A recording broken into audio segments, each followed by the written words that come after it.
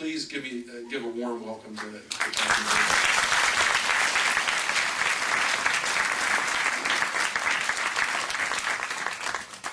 Hello and welcome. So I am delighted to be here, and I just want to begin with a word of thanks to Scott and everyone here at the Museum of the American Revolution, to the National Society of the Colonial Dames, which I should say helped to fund this research 9 years ago. So I'm very grateful for that, and continue to be so. Thank you. As well as Stenton, and I know that they're connected. So thank you everyone who was involved in planning this event. I am really appreciative of all of your efforts. So I'm especially thrilled to be returning to Philadelphia to give this talk. So as you have heard by now, I did grow up here. There may be some relatives in the room. And I attended Germantown Friends School, and in many, many ways, and there are some of my teachers from Germantown Friends School here as well. But in many ways, my research grew out of my experiences growing up here.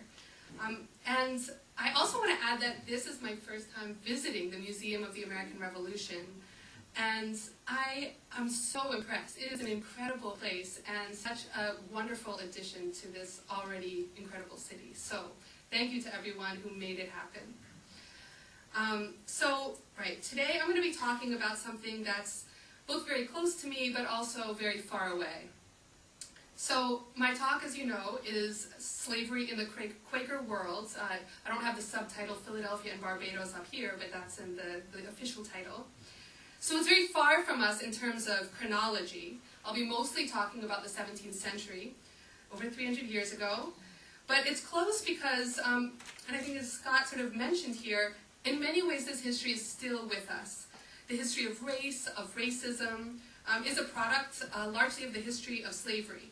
So while slavery was abolished more than 150 years ago, we're still living in its wake. So my research is about the past, but it's also about the present. And so with that in mind, I want to tell you about my research by telling you kind of a personal story about how I ended up writing about this in the first place. So here is the final product, right? So you saw the actual physical book. But I actually began the research for what became this book, Christian Slavery, about 15 years ago when I was a senior undergraduate in college. I was looking for a topic to write about for my senior thesis. And up to that point, I had studied things that were literally far from home. So I was a Middle Eastern Studies major and a religion major. Studied religion and politics in South Asia and the Middle East. But I felt when it came to picking a research topic, I wanted to write about something that would not only matter to people I grew up around, but also something that was more connected with my own life and experiences. So I went to the Swarthmore Friends Historical Library, and I was introduced to this document by one of the archivists there. And so some of you may recognize this document. It's a copy of the 1688 Quaker anti-slavery protest. It was the first document in North America to denounce slavery. And it was written just down the street from Germantown Friends School. And it turns out I had passed the site of its creation hundreds of times as I drove with my mother and my sisters from our home in Chestnut Hill down Germantown Avenue to GFS. So the 1688 protest is a really extraordinary and important document. It declares, among other things, that the authors are, quote, against the traffic of men body. It continues to explain that slavery cannot be a Christian practice, that it's against the Golden Rule. And I just want to read a few lines of it for you, because I think it's still powerful so many hundreds of years later. So the authors write, "There is a saying that we shall do to all men as we will be done to ourselves, making no difference of what generation, descent, or color they are. And those who steal or rob men, and those who buy or purchase them, are they not all alike? Here is liberty of conscience, which is right and reasonable. Here ought to be likewise liberty of the body." So for the 17th century, this is an incredibly unusual document. It's a document that I think Quakers, but also all Americans, can really be proud of. So I was really excited to write about it. And I thought that examining the origins of Quaker abolition would do a lot of things. I wanted to show how something as important as abolition had a history, but also how we could learn about social justice by studying the past. As I looked closer at the petition, though, I started to become less interested in the protest itself than in the last line, a line that was added not by the authors of the protest, but by the Quakers who represented the Abington Monthly Meeting and the Philadelphia Yearly Meeting. So this is a close-up, and I'll read it for you, because the script is not super easy to read. We have inspected ye matter above mentioned and considered of it. We find it so weighty that we cannot think it expedient for us to meddle with it here. Below that, there's another line. A paper being here presented by some German friends concerning the lawfulness and unlawfulness of buying and keeping Negroes, it was adjudged not to be so proper for this meeting to give a positive judgment in this case, it having so general a relation to many other parts, and therefore at present they forbear it. So if the convoluted language makes you question what they're saying, I will simplify it and say they rejected the protest. So while I had intended to study Quaker anti-slavery, I thought that this was actually more important. What it revealed is that while a very small minority of Quakers rejected slavery in the 17th century, most did not. And furthermore, I had questions like, what did it mean that slavery had so general a relation to many other parts? What other parts were they talking about? To answer this question, I had to dig deeper into the 17th century Quaker world. At the time, I was very surprised to learn that slavery was actually an accepted and common practice among the English Quakers who were in political control of Pennsylvania. And that wasn't all.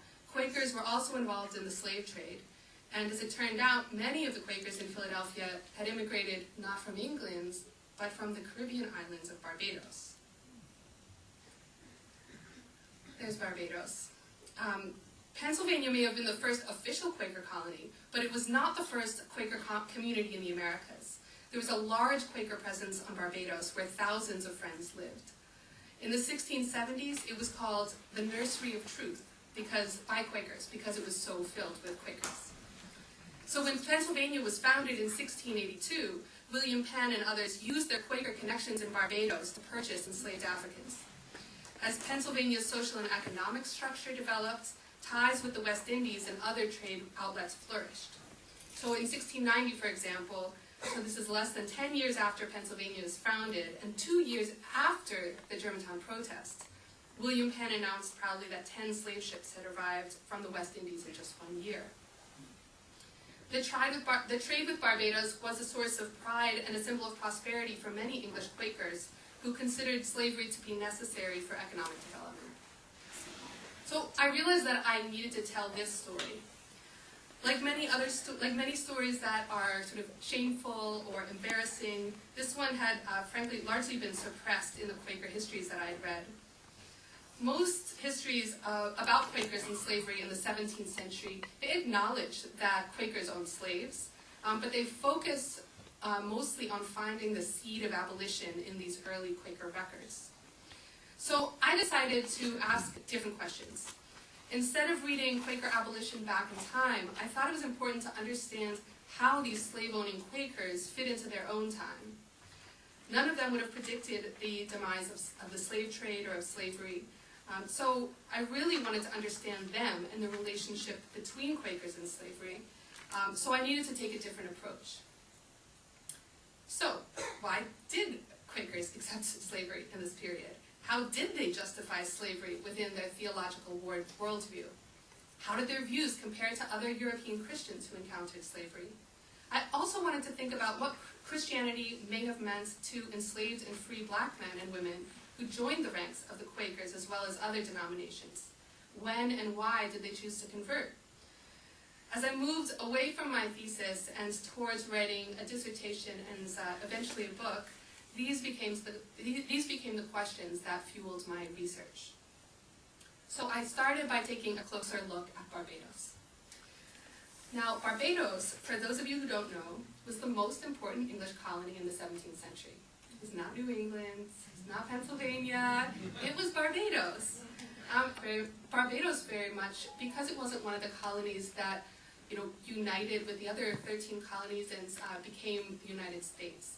But in order to understand the 17th century, we have to remember what the economic and social landscape looks like then. And Barbados was, we should understand it as the center of the English colonies in the Americas in many ways. So it was settled in 1627. Colonists soon began to plant tobacco and then sugar. While English colonists initially relied on a joint labor force of European indentured servants and African slaves, by the 1650s, enslaved Africans had become the majority of the labor force. Quakerism started to flourish right around the same time. Two Quaker missionaries named Anne Fisher and Mary Austin landed on the island in 1655 and successfully converted or convinced, in Quaker parlance, several island residents. 2 decades later, there were thousands of Quakers living on Barbados, all but 4 of whom were slave owners. And just as a side note, this map was actually created by a Quaker living in 17th century Barbados, Richard Ford. And it's an amazing map because Quakers have a peace testimony. They didn't want to support the militia. And so he refused to draw any of the military forts on the map. And you read the letters from the governor of Barbados back to the Lords of Trade and Plantation in London, and he's so mad. He's saying, we do have fortifications, but this Quaker guy just wouldn't put them on the map. So, yeah, I love that. So, by the 1670s then, the Quaker founder, George Fox, decided to visit Quaker communities in the colonies. And I'll say, up to this point, we don't know very much about what Quakers on Barbados were thinking about slavery. We just know that they owned enslaved people. But when George Fox decided to come to the Americas, he stopped first in Barbados, right? Because, as I was saying before, this was sort of the center. There he became deeply concerned about the presence of slavery, but not necessarily for the reasons that we might hope. So while he did urge Quakers to consider manumitting enslaved people, he didn't call for an end of slavery as a practice. Instead, he did something else. He urged friends to worship with the enslaved people in their households and to introduce them to Quakerism. So in many ways, this is disappointing. And in fact, much of the scholarship about Fox's visit to Barbados debates whether his remarks were proto-anti-slavery or not. But I actually think that when we focus on anti-slavery, we miss a really important point. And that important point has to do with the reaction of other colonists in Barbados. So in 1675, a few years after Fox's visit, English colonists discovered that a group of enslaved men were planning a rebellion. In response, the English colonists took drastic measures. They executed the enslaved rebels, tortured others, and rewarded the informants. They also did something pretty unusual. They passed an act that forbid Quakers from worshiping alongside enslaved men and women. I'm going to read a passage of the act. The act asserted that enslaved people had, quote, been suffered to remain at the meeting of Quakers as hearers of their doctrine and taught in their principles, whereby the safety of this island may be hazard. If, the act continued, any enslaved person was, quote, found with the said people called Quakers at any time of their meeting, and as hearers of their preaching, the Quakers would have to pay a fine.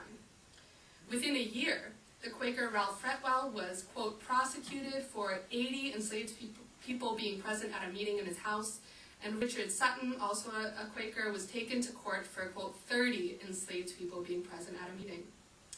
What is going on here? Why would Quakers, we already talked about their anti-war testimony, why would Quakers be blamed for slave rebellion when they had a peace testimony?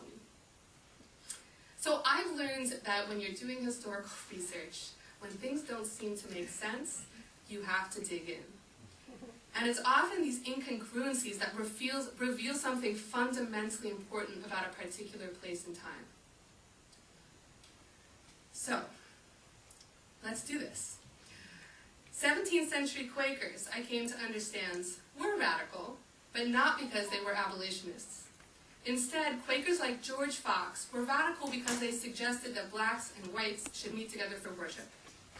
And Quakers weren't the only Christians who were persecuted for meeting together with enslaved people.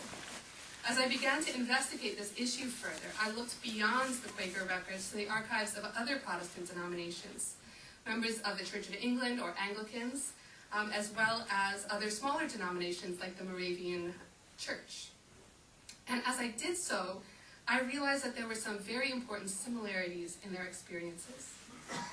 In each case, English slave owners attacked Protestant missionaries and enslaved Christians for meeting together.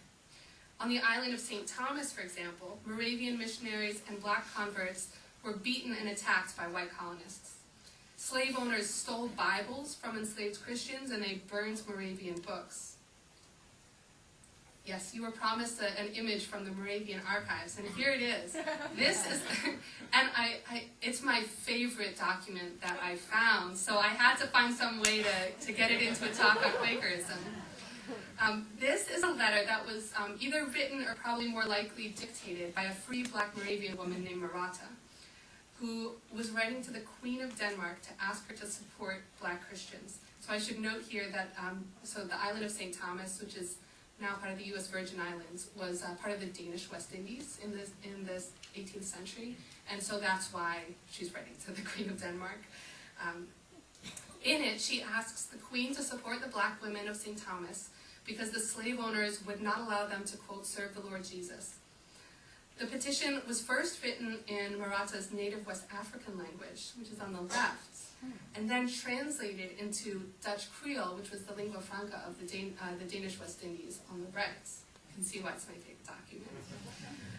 Marata's appeal was accompanied by another letter, also written in Dutch Creole, and signed by several other black Moravians on St. Thomas.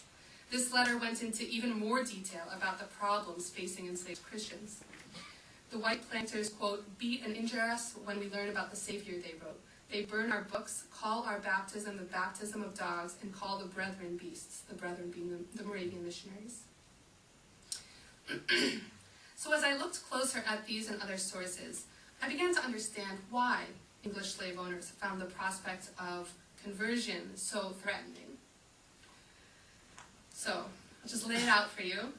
First of all, when enslaved people became Christian, it challenged the justification for slavery, which was religious difference. I'm going to come back to this because we have to remember, right, we just heard from Scott, race is a philosophy, not a reality, is that right? I'm going to push it one step further.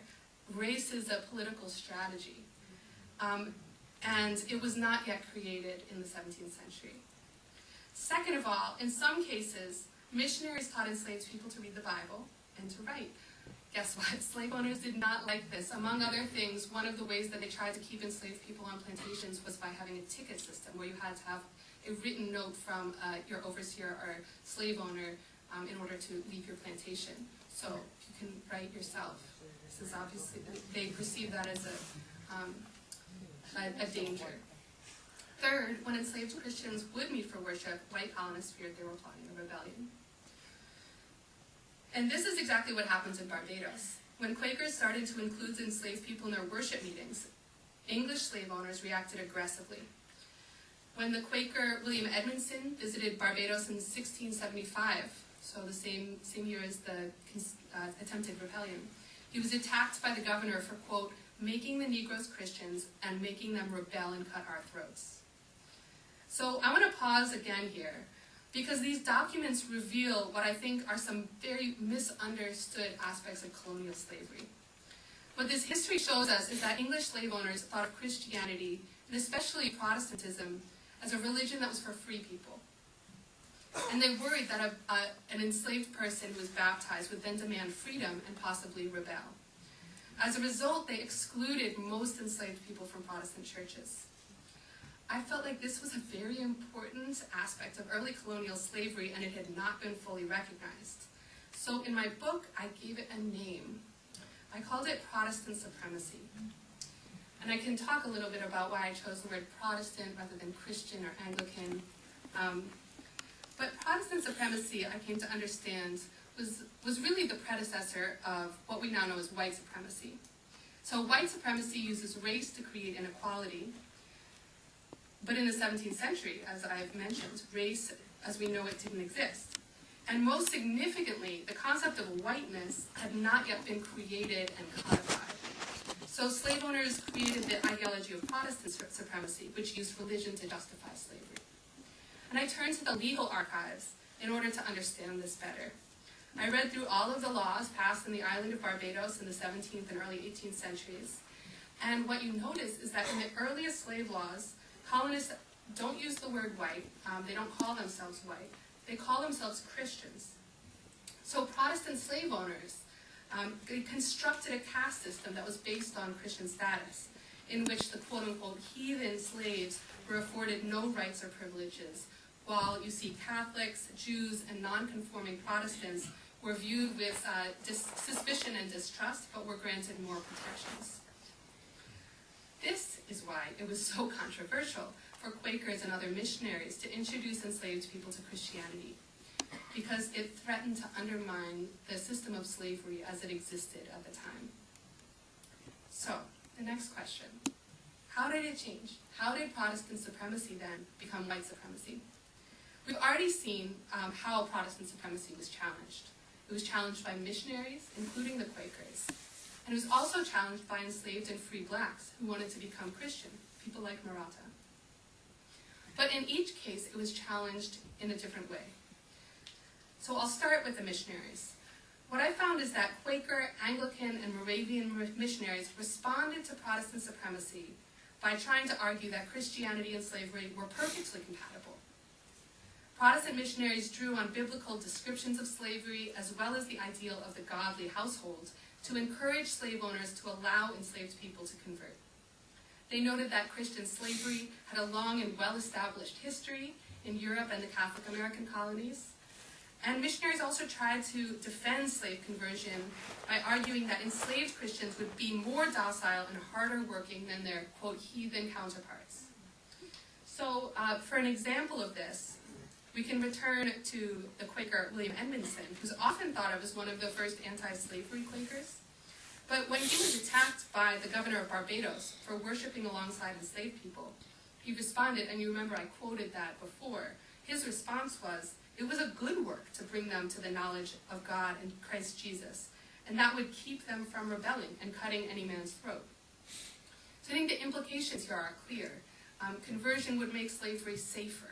It would make enslaved people less rebellious. And just as sort of a background here, I also have, this is a publication, early publication about Barbados, which explains a little bit of how English colonists thought about the relationship between Christianity and slavery. Right? This man, this planter says the laws, you can't make a Christian a slave because they're governed by the laws of England. They think that the two things are incompatible. So enslaved Christians fought Protestant supremacy in a different way. As we saw in Maratha's letter, they tended to argue that they had a right to practice Christianity, to read the Bible, and to worship together. Over time, more and more enslaved and free people of color did fight their way into Christian churches. And they did so for numerous and complicated reasons. I think there's no easy way to explain why someone makes a decision, but there were theological, practical, and social and community-related reasons for their decisions. So one of these individuals was named Charles Cuffey. Cuffey was probably born into slavery and was baptized on September 9th, 1677, in an Anglican church in Barbados. The minister of the church noted that Cuffey had recently been freed, which made him the first free black man to be baptized on the islands. In 1689, 12 years after his baptism, Cuffey brought 2 children to the baptismal fonts, Thomas, age 10, and Mary, age 5. The minister again noted that they were, quote, son and daughter of Charles Cuffey, free Christian Negro. By joining the Anglican Church, Cuffey was making a claim for himself. As a free Christian man, he had acquired most of the markings of a freeholder. According to Barbadian law at the time, he would be eligible to vote in elections and, at least hypothetically, run for office if he could acquire enough property. It was in response to free black Christians like Charles Cuffey, I argue, that English slave owners began to create white supremacy. Soon after Cuffey brought his children to the baptismal fonts, Barbadian lawmakers wrote a new law redefining citizenship to include the word white as well as Christian. This was one of the very first times that you'll find the word white used in the colonial legal records.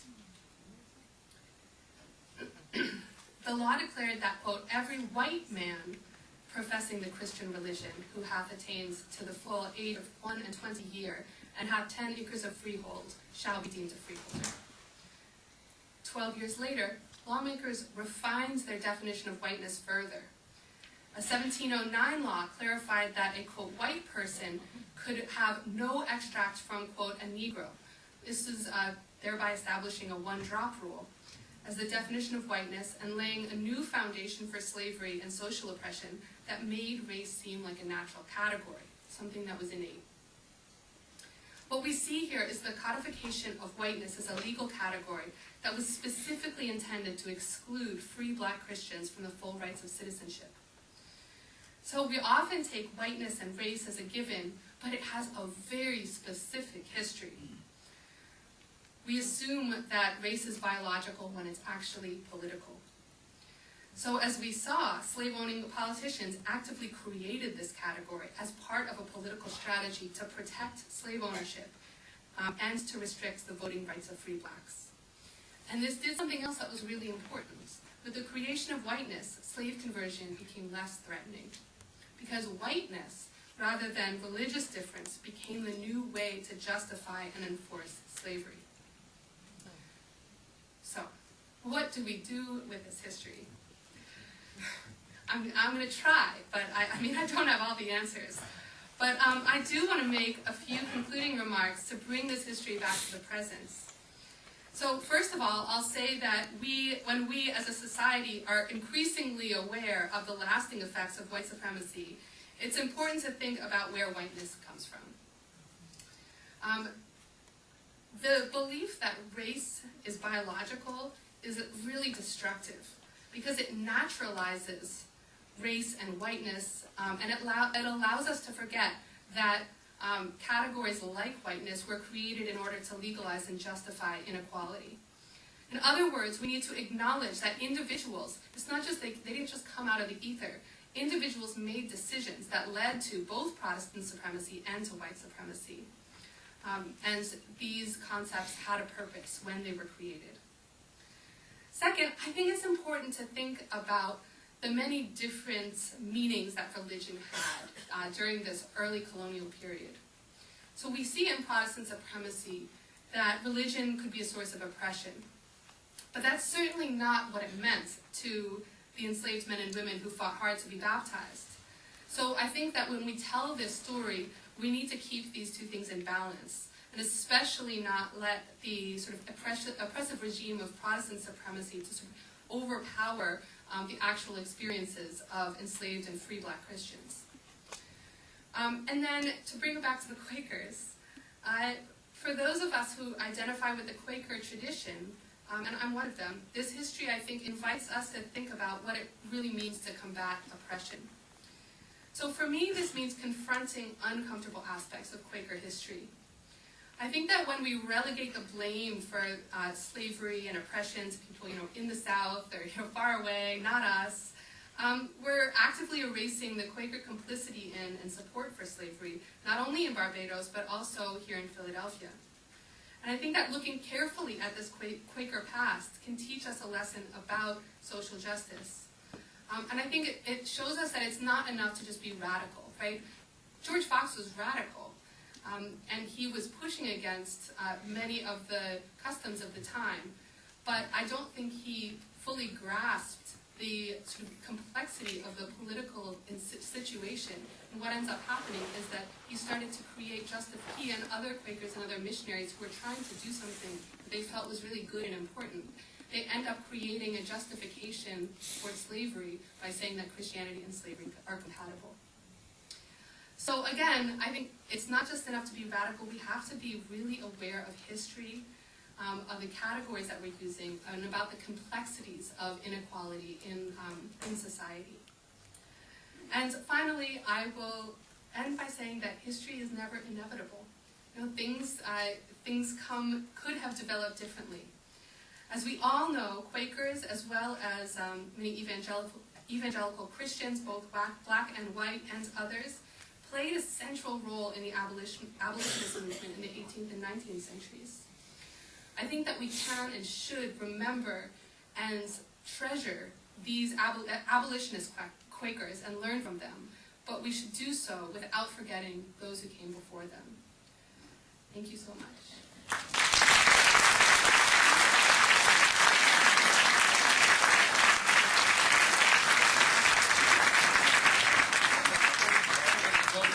Does she deserve flowers?